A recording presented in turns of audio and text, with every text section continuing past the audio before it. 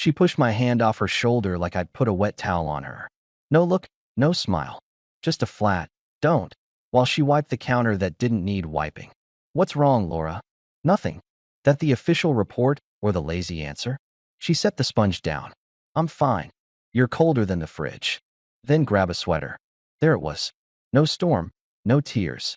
Just the quiet switch people throw when they're done pretending. If I'd known where it was headed, I'd have stopped trying that morning and saved us both a month of theater. I filled a mug, tasted coffee that suddenly had no point, and tried one more time. Did I miss something? Work, family, me. You always make it about you. I asked about 3 things. One of them was you. Mike, I don't want to do this now. Then when? She turned, opened a cabinet for a glass she didn't need, and kept her back to me like it was a rule. Got it, I said. We'll circle back tonight. We won't. We will, or we'll change the program. Her eyes flicked over, bored. What program? Us. She shrugged. Do what you want. I did. After work, I came in with groceries and a plan. I set the bag down, pulled out salmon, 2 lemons, asparagus. Dinner, I told her. And a talk. She scrolled her phone on the couch. I ate at the office. At 4:30? Happy hour. Since when do you do happy hour on a Tuesday? Since when is it your business who I have nachos with? Since we share a roof. Relax. I put the food away, looked at the back of her head. I booked Saturday at the lake. I figured fresh air helps people talk. I'm busy. Doing what? Pilates retreat. Funny, I didn't see it on the calendar. I just decided. She tossed back, still not looking.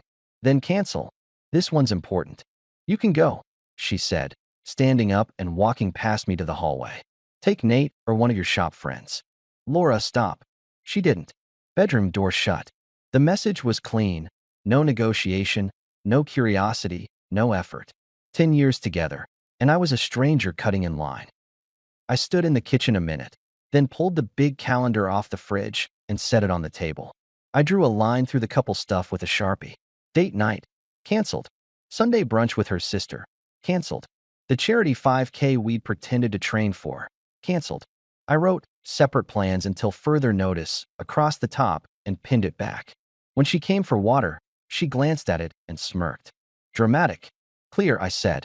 We talk at 8. If you're not up for that, I'll move to the guest room and we'll run this like roommates. You threatening me with silence? Bull. I'm stating terms. I don't accept your terms. You don't have to.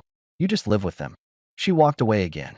I watched my own hand set a spare blanket on the guest bed that night and slept like a man who finally turned off a flickering light. At the shop the next day, Nate leaned on my workbench while I scraped a gasket. He's been my friend since forever, the guy who says the thing without a bow. You look like old bread, he said. Thanks. She freeze you out or what? She switched to airplane mode. You ask what's up? Got the standard nothing with a side of you're dramatic. He chewed on a toothpick. You gonna sit in it or change something? I changed something. Roommate protocol. Separate plans. 8 o'clock talk window. And if she no-shows? Then the window closes. Jenna from the office ducked in with invoices. You two done with men's group? Almost, I said. Good. Your paperwork's late, she told me, but softer than usual. You okay? I'm adjusting. Translation, trouble at home. Translation, rules at home. I answered. She nodded like someone who'd seen things. Don't bleed for a stone, Mike. Good advice. When I got home, Laura's phone lay face down on the counter, locked with a new code. Late dinner. Short answers. At 8, I sat at the table. At 8:05, she was in the bath. At 8:20, music started in the bedroom. I cleaned the kitchen, put on my boots, and went to the gym. Next morning, I set a new bank card on the counter with a sticky note. Household expenses. Use this for groceries and utilities. I'll handle the mortgage. Below it, I wrote 2 bullet points. No shared discretionary spending. No assumption of availability. She read it, then read my face. Wow. It's cheaper than resentment. You really think you're in charge. I'm in charge of myself, I said. And my time. And my money. She laughed, but there was a stiff edge to it. Is this what you learned at the shop? With Nate and his toothpick? This is what I learned being a person. Okay, person, she said. Enjoy your boundaries. I will. Her sister's birthday was that weekend. We arrived late. I parked in the street instead of the driveway because I wasn't staying for the 4-hour roast. Inside, her sister Tasha pushed a plate at me. Eat. You look thin. I weigh the same, Tasha. Men never notice, she said, rolling her eyes. Laura chimed in from across the island without looking up. He notices himself just fine. Laura, I cut in, calm. I'm not doing the let's jab Mike bit today. Tasha blinked. It's a joke. It's lazy, I replied. I'm here for cake and to say happy birthday. That's it. Tasha backed off. Laura clenched her jaw. Good. Clear over cozy. On the way home, she stared out the window. You're sensitive lately. I'm precise. You're being cruel. Cruel is throwing darts at the person who pays your mortgage because you're bored. Don't you dare. I raised a hand. Stop. New rule. You don't recruit people to pressure me. If you've got a problem, bring it to me. So many rules, she muttered. Only because the old ones got ignored. The next morning there was coffee waiting by my keys. Not my brand, but hot and set with a little note. Sorry about yesterday. I tasted it. Not bad. When she came into the kitchen, she brushed my arm. We got off track. Did we? I know I've been distant. Work's heavy. My mom's on me about kids. I'm just tired. You want to talk tonight at 8? She nodded, looking like the version of her I liked. I'll be home. That was the first soft turn. A gentle apology, a warm cup, a promise. I appreciated it, but I didn't erase the calendar. At 8, she was home. She sat, pulled her knees up, and said, I don't know what I want. I can work with that. I don't think you can. Try me. I need space. You've got a guest room, I told her. That's not what I meant. You want me not to exist in my own house. I want you not to push. I've stopped pushing, I said. Now I'm moving. Where? Into my own life. She stared, then looked away. I'm going to bed. Good night. The week after, she did late yoga twice and a happy hour that ended past 10. I didn't ask who with. I changed my own schedule, took a Saturday shift, skipped the Sunday her family always hogged. When she texted Sunday morning, where are you? I answered, work. Had to reschedule. She didn't reply. At the shop, I tuned an engine I'd tuned a dozen times. Nate tossed me a bottle of water. You going to the Johnsons' party next weekend? Maybe, I said. Maybe. I'm not committing to perform. He raised a brow. You actually learned. Don't get excited, I told him. It took 10 years. Jenna popped her head in again. Also, Mike, your household card. Nice move. Most couples don't separate wants from needs until they're fighting over lamps in a parking lot. I smiled, trying to stay out of the lot. She nodded. Keep your head. That Thursday, Laura left at 6 without a word. Shoes soft, door softer. It was so careful it was loud. I sat there a minute because I didn't have anything urgent. Then I grabbed my jacket and followed. No cloak and dagger. I just walked out, got in my old pickup, rolled a block behind, and kept distance. She turned toward the newer part of town and parked by a little bistro. I pulled up a street over, cut the engine, and sat like a man in a waiting room. Through the window, I saw her step inside and light up in a way I hadn't seen in months. A guy in a blue shirt stood from the bar. Not a kid, not a fool. They hugged like people who had practice. He spoke, and she touched his wrist the way she used to touch mine when something mattered. I watched them order. I watched her laugh, then put her hand on the table deliberately, palm up, as if asking for a secret. He leaned in. They shared something off a plate. It wasn't a crime scene. It was quiet, ordinary, and obvious. I didn't need to hear a word. A server walked by me outside with a tray. You going in? He asked, like I was lost. No, I answered. I got what I came for. What's that? Clarity. He shrugged and kept moving. I drove home the long way to clear the engine. At home, I sat at the table with a legal pad. I made a checklist. Find a mediator. Draft separation paperwork. Close the joint discretionary account. Move my savings to a new bank. Freeze any auto transfers that weren't essential. Set up a separate P.O. box. Change my emergency contact at work from Laura to Nate. Ask Jenna to witness a couple signatures as a notary. She'd mentioned she could. No lawyers, no drama. Just signatures and a plan. I wasn't out to win. I was out to be done. I called Nate. You home? Yeah.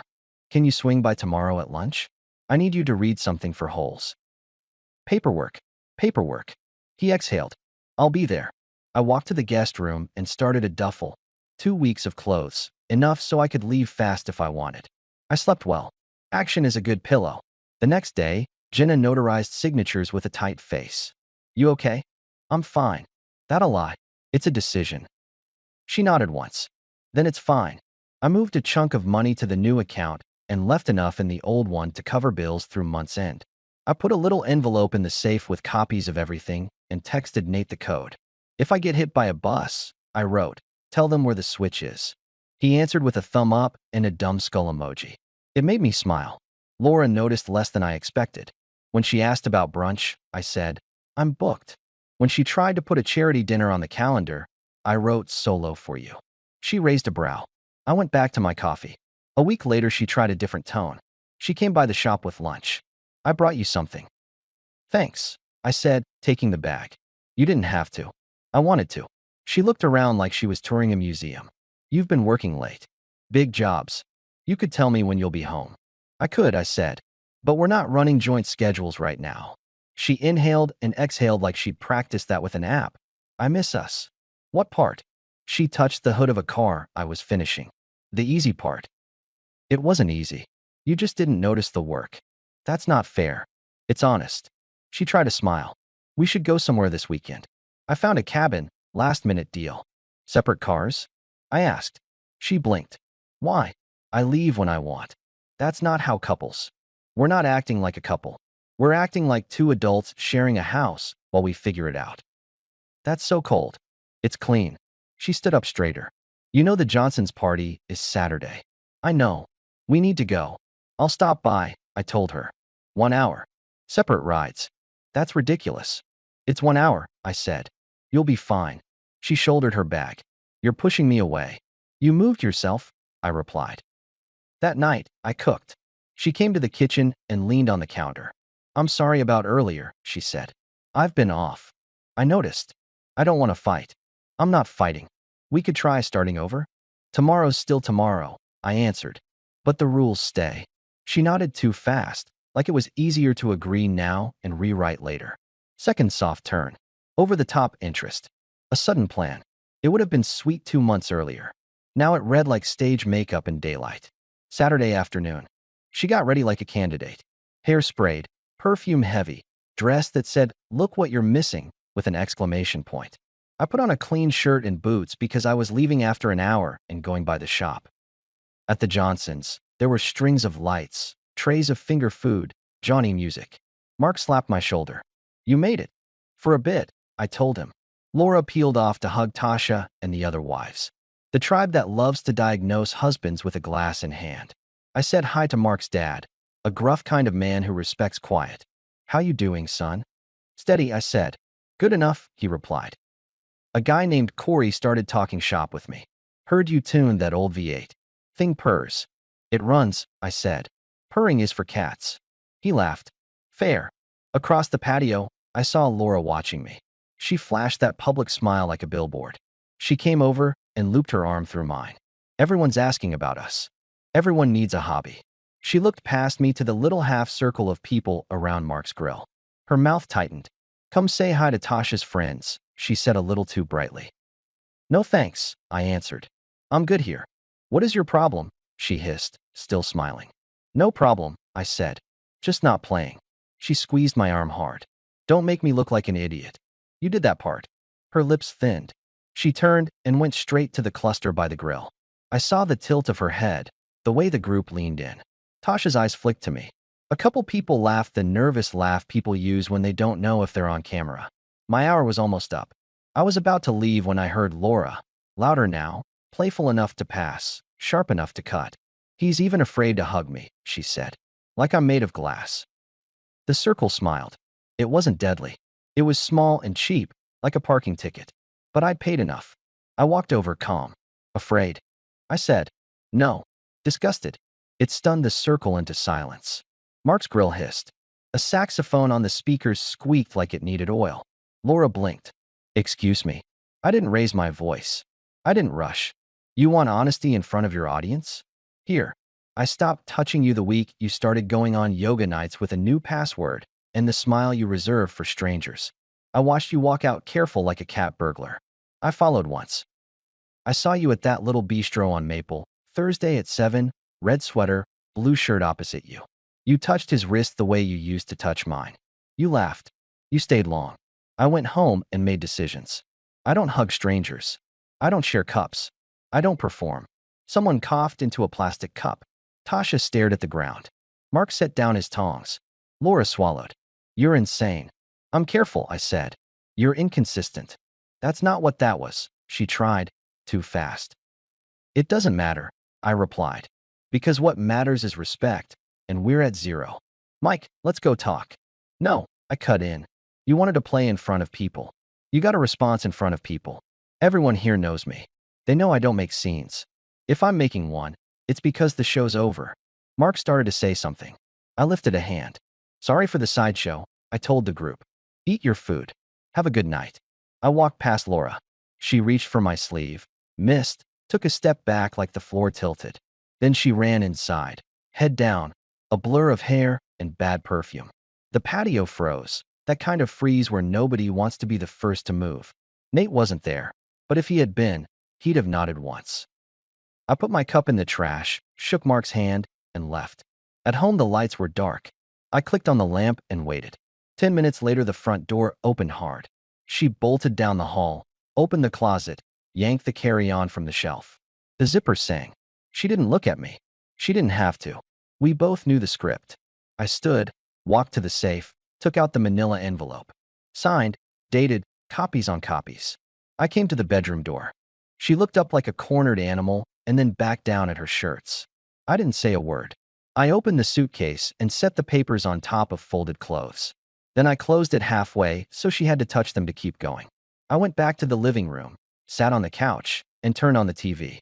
I didn't care what was on. The point was the noise. She packed in a rush, then in little neat movements, then in a rush again. She walked out with 2 bags and a purse.